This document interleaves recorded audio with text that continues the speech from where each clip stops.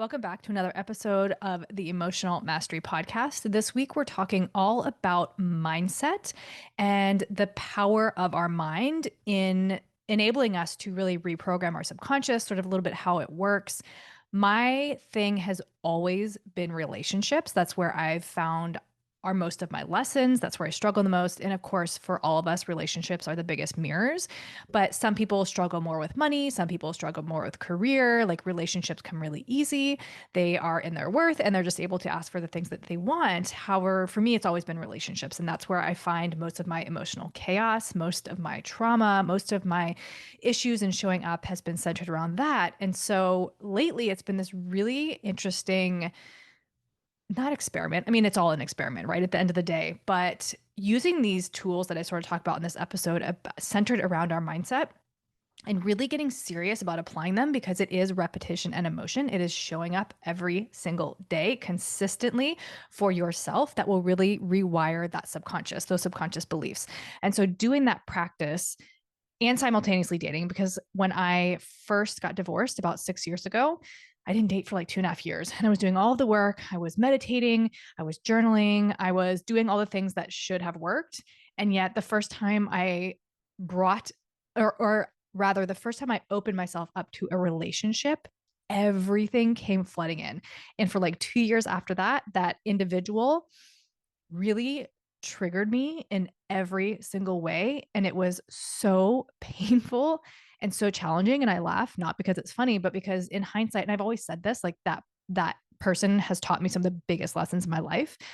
And so now that I feel like I've gotten past that, I have really been over the last month or so getting even more serious, I guess, or just even more routine about these mindset habits in reprogramming my subconscious and really using these tools. I posted a reel on Instagram about my 6 steps to moving through a trigger and facing our shadows because I've tried everything. I'm a 6'3" in human design, which just means trial and error, like in every way. And then that role model. But I've tried everything. I've joined so many programs. I've tried every modality. I've done IFS, breath work, EFT tapping, affirmations, moving a body. I mean, if it's out there, I've probably tried it.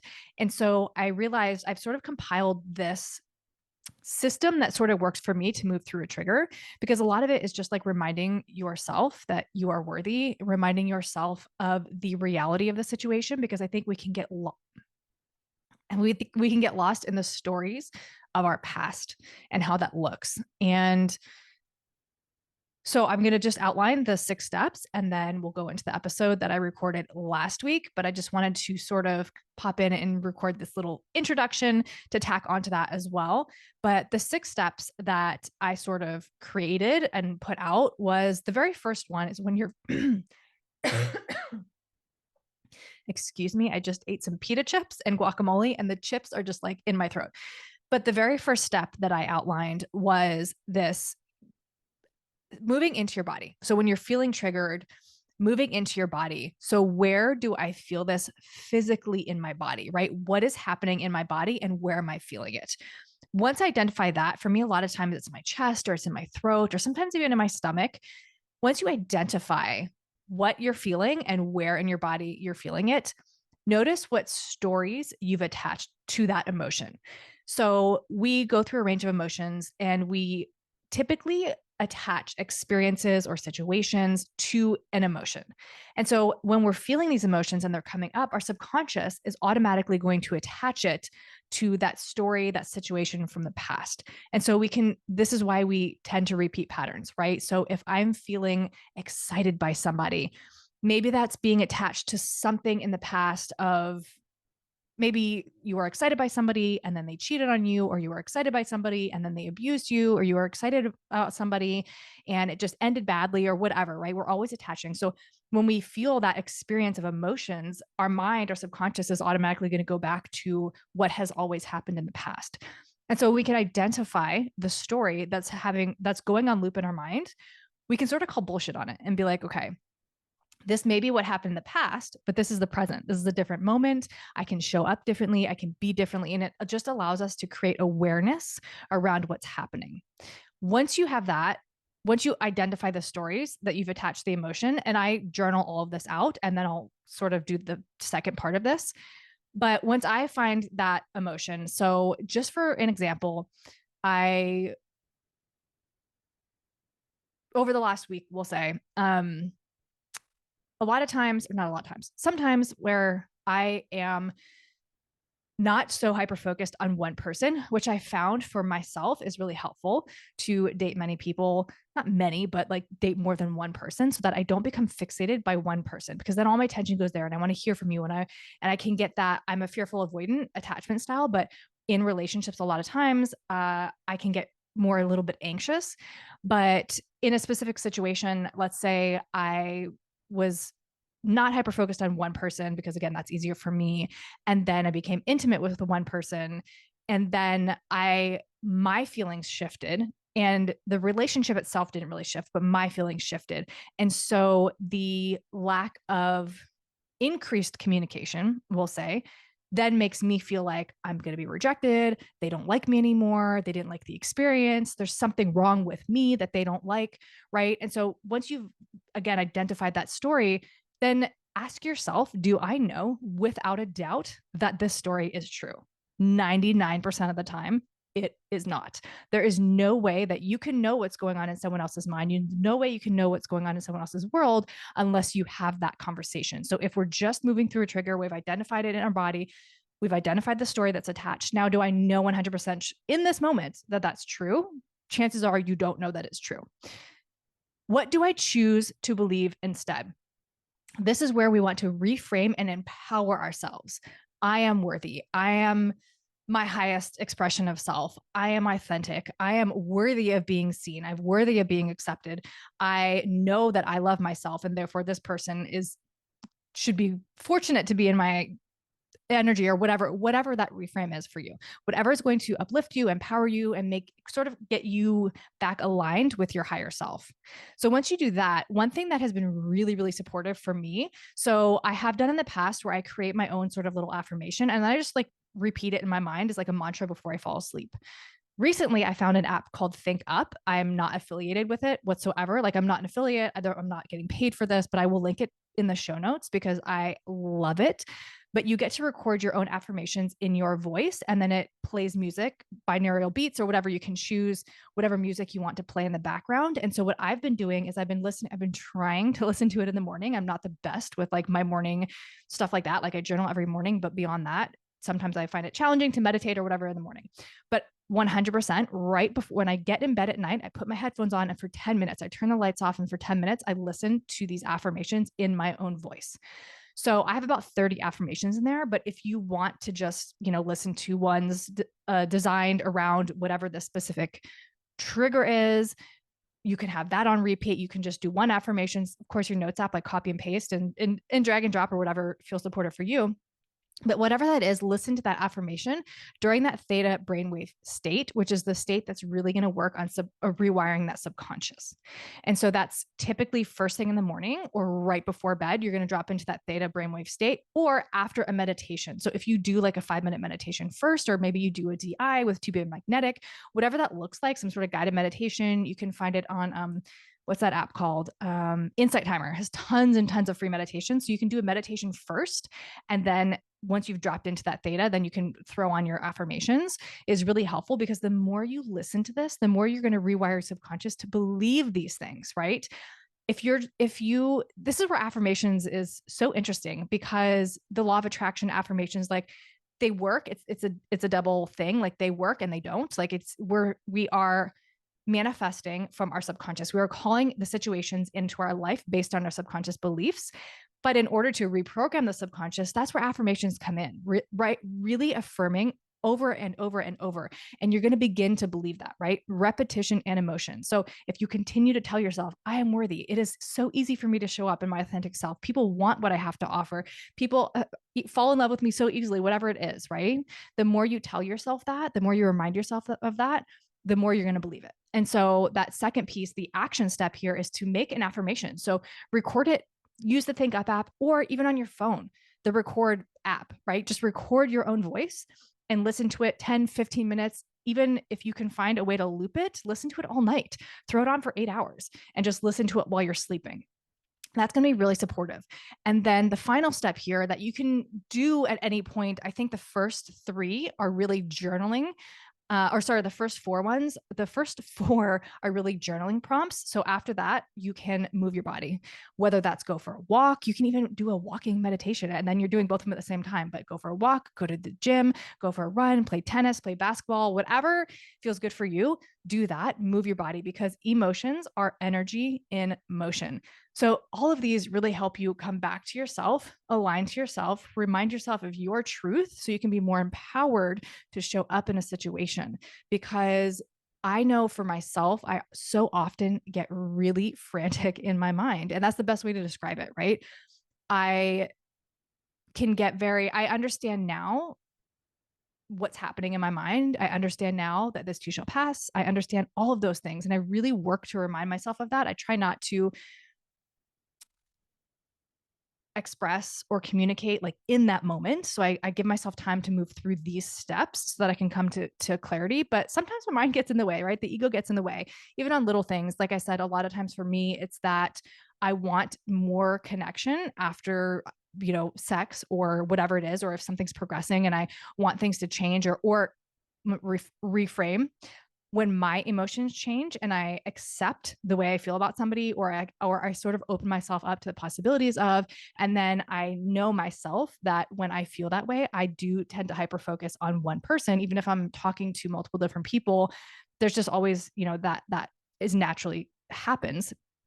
And so sometimes I can get like, again, that like sort of frantic energy. And again, this is where I know I've come so far, because the times that I felt that over the last few months have been very short. And I've been able to remind myself of like my power and ask those questions like, do I like this person? Right? Or why am I feeling this way? And do I know this to be true? And then reframing that and listening to these affirmations and reminding myself of my power and just showing up and doing the thing anyway, right? Because it is always that action piece as well. But the ego can get in there sometimes, especially when it comes to like dating and you want somebody to reach out to you. This is where it's been really helpful too, is to write out everything that I need in a relationship. I need consistent communication. I need to feel wanted. I need, like, after intimacy, to be able to communicate with that person more, or not even for validation, but just I need to know where I stand with somebody, because that makes me feel safe, right? So it's just expressing like, hey, I feel better when, or I feel safe when, or I love when, and always like kind of that form of communication, like giving an affirmation to the other person and then expressing your needs and always making it I statements. I had a really long conversation with somebody that I know who was really struggling with vulnerability, and just being able to say like, she wanted to tell the person, when you do this, I get really upset or whatever. And I was trying to reframe it, be like, hey, I love spending time with you, but one of my needs is this. Do you think that you can match that? Or you think you can meet me in the, not even in the middle, but you think you can meet me wherever, right? So I think these are really helpful in just, again, that like reframe piece and coming back to reality. And not to say that your feelings are invalid, because they're absolutely not. They're real and they're based on your past, but we are in the present moment. And the only way we can change, the only way to change is to change, right? And so coming back into the present moment, moving through it. And again, like I was saying, the ego can sometimes come into play, where I like to feel very feminine when I'm dating somebody. I like to have them sort of take the lead on certain things. I don't always want to be the one reaching out. I think that makes me feel wanted a little bit when I know you're like texting me or whatever. But if I don't get that, sometimes I'll reach out, but then my ego is like, no, you shouldn't. But then I'm like, but why not? And it's like this internal like monologue, this battle in my mind. And at the end of the day, it's just be vulnerable, say what you got to say, and say it from a neutral space, right? So this little 6-step process can help you get back to that neutral space and give you a little bit more clarity on what you want to articulate, what you want to communicate, what the need is that's not getting met. Is it in this situation, or is it from the past? And if it's from childhood, we all want connection, safety, personal growth, food, right? Like these are all like our basic needs. And so what basic need isn't being met? What do you want to be met? Connection, safety, love, all those things, right? So sort of like going through that checklist. So this episode is about mindset and how we can really use these tools to reframe that mindset. But I just wanted to sort of come here real quick first, not real quick, because now it's been like 15 minutes. So this is going to be a little bit longer an episode than I had originally planned. But these are the things that I've sort of been witnessing this week as I've been moving through a little bit of that chaotic energy, and how I'm really grounding myself back in and not allowing it to become like a big thing. And even though I feel this way, I know that it's not the truth. Even though I feel this way, I allow myself to feel it. I accept myself feeling it. I have awareness that I'm feeling it. I understand all those things. And then I'm giving myself compassion and just allowing it to pass, and then showing up from a more neutral space where I can articulate, I can see things a little bit more clearly. Because when we're in a low, especially if you're emotionally defined in human design, you're only going to see the low things, right? You're only going to see the perceived negative things. So when we come back to that neutral space, we can be like, oh, well, this was happening too, and this was happening too, and they actually really didn't change at all. But again, it was me that changed. And there's a whole bunch of things that come into play. But just again, using these 6 steps to come back to that neutral space. And I'll actually leave a little PDF down below of the 6 steps, so you can journal it out, you can visualize it, you can see it, and let me know how it works for you. But without taking up any more time in this little intro, I'm air quoting it, enjoy the episode. Welcome back to this week's episode. If you're watching on YouTube, I literally just got back from the gym, and I had so much inspiration, so many downloads while I was on the treadmill, which is usually where it happens, that or the shower. But I wanted to come home and like immediately record this because I was really feeling inspired as to the topic I wanted to talk on this week, because typically I'm pretty fluid. I just go with what inspires me. I share what's happening in my life because I know that what I'm experiencing isn't unique to me. It is something the collective is experiencing. I'm highly, highly sensitive. I have in human design feeling cognition. So I'm like tapped into the energy around me, the energy of people around me, the energy of the collective. And I have come to understand that that's my superpower, even though sometimes it feels so overwhelming. So understanding that about myself is so helpful. But something that I've been really circling around this past week could be because we made the shift from Scorpio to Sagittarius, and Scorpio is super intense. Scorpio is calling for our shadows to come up. Scorpio is calling for the depths to emerge so that we can see what we need to transform and what we need to alchemize. And so I'm hoping that over the last few months, since July 22nd really is when things sort of started to get really intense with Venus in retrograde. And there was like 7 other planets in retrograde as well. So it's been really heavy. It's been really intense. But of course, it's always for something. And it can feel so overwhelming at times. It can feel really defeating at times. And so I hope that this specific episode will maybe help you and empower you to begin the process of reprogramming your mindset and reworking your mindset, rewiring your brain, because I think like everything, there's a duality in everything. And we receive a lot of confusing messaging about our mind, what our ego is, how our mind works. A lot of times we are told not to listen to your mind. And yet our mind is so powerful. Like we're constantly co-creating with the universe through our thoughts, right? This is the law of attraction. And a lot of times people are like, I just need to think positive and that's it. There's so much deeper work that needs to be done. And also, we do need to think positive in order to create the reality around us, right? Our thoughts create our emotions, create our reality. I beg to differ a little bit. I think sometimes our emotions create our thoughts. And if you listen to the podcast episode back in May with Ken Close, he talked about how we go through every emotional experience we're going to go through by the age of 30. And so after that age, any emotional experience that you have, you're attaching to an experience that happened in the past. And so sometimes when we feel these emotions, we're immediately brought back to a person, a situation, an experience that certain thoughts and worthiness, or whatever you want to call it, is attached to. And it's really important to poke holes in the mindset and to reprogram it, to instill, to reframe into something more empowering, right? I've been doing, and of course, I talked about it last week, but just divine synchronicity. I've been doing affirmations layered with binaural beats over the past week or so. And last week's episode with Mike Murphy, if you haven't listened to it, was so good. Go check it out. But he really talked about that, how that changed his life, right? And it's never a one and done thing. And I think in our culture, we've created this environment where we want everything and we want it now. And if it doesn't happen now, it's not going to happen. But when you think about going to the gym, right, getting your body right, working your body out and getting it strong in the way that you want it to look, you don't go for a week and go from a size 10 to a size 4.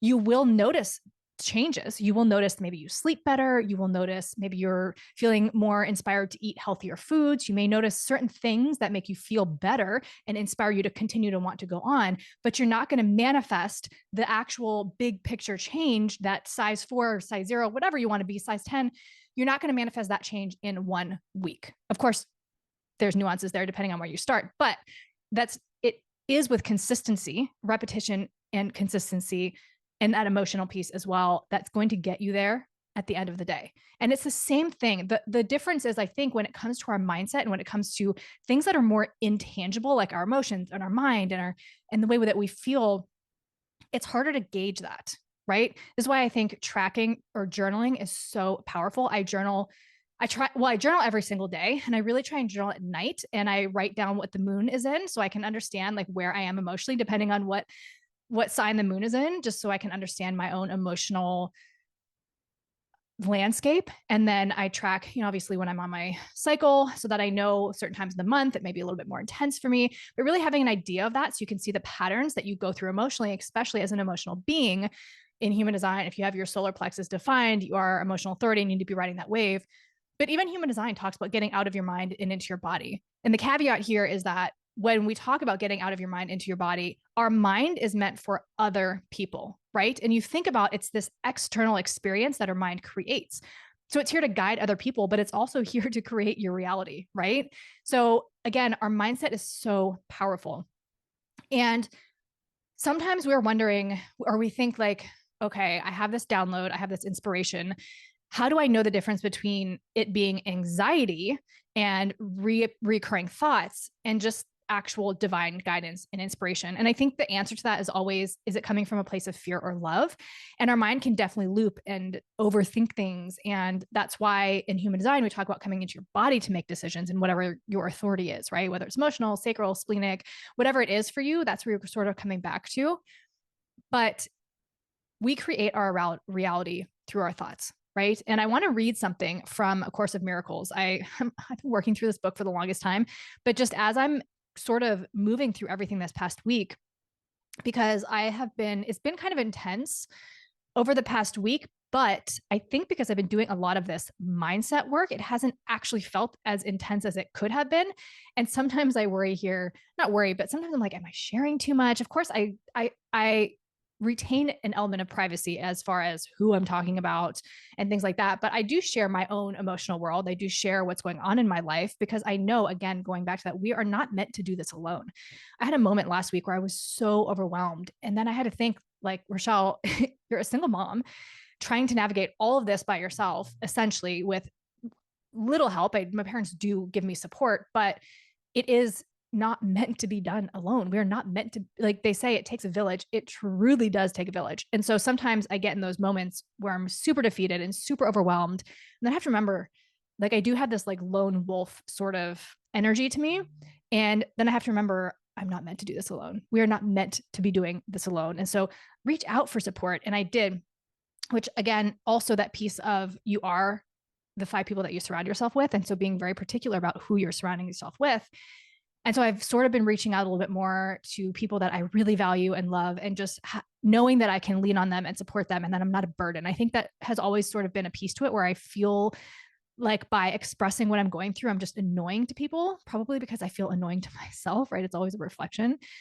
But yeah, I think having that support around us can really help with that mindset piece, because if we are coming to people that we trust and we value their opinion, not to say that you're going to take their opinion as your truth and your reality, but if you are calling in people that you trust and you honor and you respect and you know that they have your best intention, then typically what advice they tend to give you, or they will ask the right questions to give you the advice that you actually need.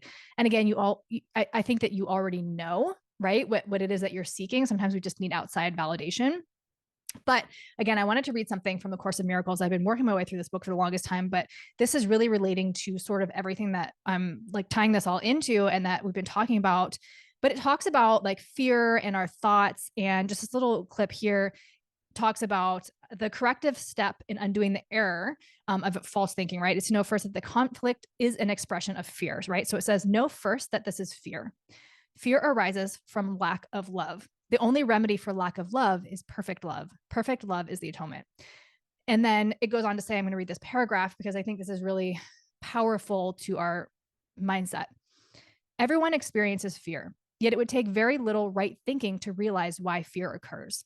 Few appreciate the real power of the mind, and no one remains fully aware of it all the time. However, if you hope to spare yourself from fear, there are some things you must realize and realize fully. The mind is very powerful and never loses its creative force. It never sleeps. Every instant it is creating. It's hard to recognize that thought and belief combine into a power surge that can literally move the mountains. I'm going to read that again. It is hard to recognize that thought and belief combine into a power surge that can literally move mountains. It appears at first glance that to believe such power about yourself is arrogant, but that is not the real reason you do not believe it. You prefer to believe that your thoughts cannot exert real influence because you are actually afraid of them. This may allay awareness of the guilt, but the cost of perceiving the mind as impotent. If you believe that what you think is ineffectual, you may cease to be afraid of it, but you are hardly likely to respect it. There are no idle thoughts. All thinking produces form at some level. And I literally was reading this morning and I was like, that is in a paragraph, summarizes literally the lessons that I've been learning over the past week. And it's like, I know these things, I've been practicing these things, and yet there are those times where my emotions get taken away and I'm launched back into these thought patterns from, years and years and years ago that no longer serve me. And so I think the very first step in moving out of that fear space and reprogramming those thoughts is one, poking holes, right? This is where we talk about like calling bullshit on the mind, right? The mind is going to loop back. The mind is going to attach all these low self-worth. Just 1 second. My phone, of course, is blowing up for absolutely no reason. But poking holes and calling bullshit on the mind, right? The mind will loop based on your subconscious beliefs. And so it will also find truth in anything that you think. So if you think I'm not worthy, your subconscious will give you 20 reasons over the course of your life that you're not worthy, right? And so we want to poke holes in that and know that I am worthy, right? I am worthy. And then finding the subconscious will then bring up reasons to show you why you are worthy, right? Even if you have extreme trauma, I believe you can still find pieces of evidence to prove that you are worthy, or you can even make them in this moment, right? Because everything is now. Everything is in this now moment. We want to put off to tomorrow. We want to rehash the past, but now is what matters, right in this very moment, right now, right? And so finding a thought or finding a belief, pulling up a feeling that feels better for you once you've poked holes in that story. Once you've called bullshit on the stories of your mind can be really helpful, and then reprogramming. Affirmations. I have been doing, again, like I said, I've been doing affirmations, recording them in my own voice, and I'm underlying it with, or I'm layering it with binaural beats. You can do this. There's an app that I'm using. It's called ThinkUp. You can either use Mike Murphy's app that we talked about last week. You can, if you have Audacity, you can create your own. You can just you can go online, find a free binaural beat, put it in there, and then record your affirmations, save it to your phone, and literally listen to it during those theta brainwave states. So theta brainwave states. So that's going to be first thing in the morning and last thing at night, or after meditation. If you do like a 5-minute just meditation to like decompress and then press play, you'll be in that theta brainwave state as well. And these are so powerful in reprogramming your subconscious. And so again, our subconscious beliefs are created through repetition and emotion trumps repetition. So that means that through that age of 0 to 7, we have these subconscious beliefs that we take on because we're walking around in a theta brainwave state for 7 years when we're children. And all those stories that were told to us through our family, through coaches, through teachers, through friends, like whatever it is, we take those on to believe, we take those on to be our truth. And it then creates our reality because our thoughts attach to our subconscious beliefs, right? Attach to our emotions, and it becomes our reality. And so there's a reason why it's really challenging to rewire these, but it is not impossible. It is very, very possible for you to rewire your subconscious beliefs. I truly believe that. Even just looking at my life, like I still have a long way to go, and I'm very well aware of that. But when I think back to where I was 7 years ago, like it's a completely different reality that I'm living now than I was living then. And it also, everything that comes up is for you to see, and it's an opportunity for you to move through. It's an opportunity for you to work through. And I think once you can then begin to reprogram those subconscious beliefs, you can then begin to reprogram your reality, right? I mean, it's the matrix. It's all again, what's up in here in your mind is what's going to create your reality through your emotions. And emotions are spirit speaking through us, right? And again, I think this is where meditation is so helpful. This is where um, affirmations are so helpful. This is where journaling is so helpful because, again, our emotions are spirit speaking through us. And also, we've attached all of these stories to specific emotions. And then we made it something that it isn't, right? When I'm feeling, I know that feeling, it's like this weight in my chest. And I tend to attach it to relationships. And often it is triggered by relationships, right? That oh my gosh, somebody's changed their mind about me, or oh my gosh, they don't want me anymore, oh my gosh, they don't like this, or oh my gosh, like whatever that like bullshit story is, then instead that becomes my reality, and I'm manifesting that from the other person, because then I become, I don't want to say clingy because I'm rewiring, I'm reframing, but then I become more anxiously attached, and then I want more and I expect more, but I don't articulate my expectations to another person, and then I become disappointed with it. So I'm creating awareness around these patterns, and then it allows me to state my needs to somebody else, which is really challenging to do, but I'm learning to slowly do it. And B, then it allows me to show up. It allows me to embody the energy of my thoughts, which then people feel that, right? So if I'm showing up as like, oh, I'm amazing. Like you are so lucky that I'm in your life.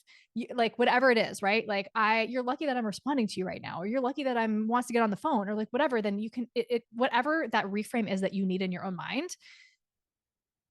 you will feel, people feel that energy from you. And so then you begin to teach people how to treat you. And I'm just using relationships because, again, that's like my biggest challenge in life. But it could be career, right? You want to show up in a specific career and you're afraid to send out the resume. Like men do it all the time, right? If you're a woman listening to this, men, I don't know what the exact statistics are, but like if there's qualifications, men will like meet 3 out of 10 and apply for the job, no problem. Women feel like they need to meet 9 out of 10 in order to even like apply and get the interview. But it's all your confidence level. It is all your belief. So again, we're manifesting from those subconscious beliefs. And this is really what that To Be Magnetic, they're doing the challenge. Now I do it every year. And this is what that is about. It's about getting to the root and reprogramming those subconscious beliefs so that you can manifest from your belief system, because that's truly what it is. Our thoughts are created from our subconscious beliefs. So what we believe about ourselves is what our thoughts repeat. And so if you start to notice your thoughts, really like notice them and be able to catch them. Sometimes I'll be walking around and I notice I'm in a negative thought loop. And then I'm like, nope, I'm abundant. Money flows to me effortlessly. I am amazing. People just want to, be in my energy. And I can like literally loop that. It begins to rewire. And then you can begin again to find pieces of evidence as to the truth in your life of times when those were true. And so, again, you are creating your reality from your mind and finding whether you're coming from a place of fear or a place of love, and navigating from that space and rewiring from that space can be so, so helpful. This has really kind of been what's been on my mind over the last month, because again, I think we have a lot of mixed messaging about our mind, right? The law of attraction, but then like, don't believe your thoughts.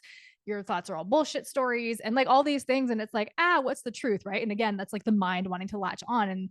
And of all of the podcast interviews I've done, the question that it always comes down to is how, right? Like, how do we do there? How do we get there? How do we let go of the mind? How do we embody and step into this place where we're free and authentic and in our power, right? Like, how do we do it? And it really does, I believe, it's all mindset. We have to believe it at our core, and then our thoughts reflect that, and then our reality reflects it, right? And so coming back to that space, and just even if it's like 5 minutes a day, try the affirmations. And again, this is the thing too, like I talked about in the beginning, consistency and repetition. It's not just a one and done fix. Show up consistently. Like last week, Mike Murphy was talking about how he began those affirmations, how he wrote a story of like a visualization of what he wanted in his life. And it took him 4 years to actually manifest all those visualizations into his life. 4 years, right? I think he said in 6 months, he manifested his career, which is amazing. But it took 4 years to manifest all the things that he wanted. And so it's not going to be like 1 week, I have the dream job that I've wanted. I have the dream car that I wanted. I have the dream relationship. Not saying it's not possible, right? Because again, it is based on your subconscious belief. So where are you starting from? And then with repetition and emotion and consistency and constantly showing up and doing those things, like not even gonna lie, last night I was in bed watching trash TV. I really don't even watch TV, but like sometimes when I do, it's just like awful. It's because it's just like I want to like zone out and like whatever. And I had that moment where it's like, okay, you should be doing your affirmations right now. You should be meditating right now. And I chose not to. But today I'm going to get back to it, right? Because I know the power of it. I know how I felt this past week. And I know how I have not let those bullshit stories get in the way this week. I can actually witness them and be like, oh, well, that's interesting. What is this saying about me? What am I making this mean about me? Is this a projection of somebody else? Am I feeling someone else's energy? Like it just allows you to sort of separate yourself from that. And that is the power of doing that work, right? That's the power of meditation, is creating awareness. So I challenge you this week to journal, try and get into a journaling practice. I know a lot of people resist it. And I think it's so helpful. Even if you just journal your dreams, like do a check in the morning when you wake up. I try and my rule is 30 minutes of no phone from the minute I wake up. Obviously, I have to touch my phone to turn off my alarm, but then no 30 minutes of no phone. So I'll journal, I will check the transits, I will read a little bit of my book, and then get on my phone and do all the other stuff. But journaling and meditation, even if it's 3 minutes of meditation is not about stilling your mind. It's about observing your mind. And that is a huge piece of the rewiring your subconscious, because if we don't have awareness, we don't know what we're working with, right? And so I think it's like 97% of our thoughts or something like that are like on autopilot. It's crazy how much is just like repetitive, and we're only consciously aware of like that small percent. And so it's creating awareness of a little bit. Maybe we can create an awareness of 10% instead of 3%, whatever it is, right? So that meditation piece, create some affirmations, even in your phone, just like on the record app. Write down a whole bunch of affirmations. I have 30, I think I've gotten to 30, and just record them on your phone app. You don't even have to have the music, right? But just like listen to it in your voice. Like try and record them after meditation when you're just like calm and in your peace and energy. And like as you're recording, like feel it. Feeling is really, really important. But like feel that energy, record them and listen to them first thing in the morning and last thing at night. And with the, if you have an iPhone, and I'm sure you can do it with Android, I don't know, but iPhone for sure, you can do like the shortcuts, right? So you can have your alarm go, like once you turn off your alarm, have your affirmations automatically start. And so that way you're still in that theta brainwave state. And one thing that the Creative Act book talks about too is just like doing everything out of your routine, right? So if you have a set routine in the morning, try something different. Or if you have a set routine during the day, try something different, because it's in the difference, it's in the discomfort that we're going to open ourselves up to new possibilities and new things. So that's sort of been the lesson of this week. And I really wanted to bring that here and talk about like really the power of our mind and that sort of like duality that we experience through, whether you're scrolling on Instagram or like whatever, the mind tells us bullshit stories, and also the mind is creating a reality. And I think they can coexist together. And it's just awareness of it and having it work for you and leading into that energy. So that is my little podcast episode this week. And if you are interested in the 3-month reset and embrace with Greg, that is still going on, goes on till the end of January. You'll have access to everything in there. Holistic Human Design Academy is also available. All the links are in the show notes. You can follow me on Instagram at rochelle.christian. TikTok is the same. Website is rochellechristian.com, and Christian is Christian with an E. And if this episode resonates with you, share with a friend, rate, review, subscribe. Spotify, it's literally you just click the 5 stars. Apple iTunes, if you feel called to leave a review, it is so helpful over there to leave a review. And just DM me on Instagram. I love to hear from you. I love to know what resonates. And I appreciate every single one of you that I do hear from. I love it so much. It literally makes my week. But yeah, I love you all. And I hope you have a beautiful week. It is Sagittarius season, because Sagittarius is calling for a little bit, more adventurous energy, a little bit more optimistic energy. And I'm already feeling the difference, but enjoy it. And I will talk to you soon.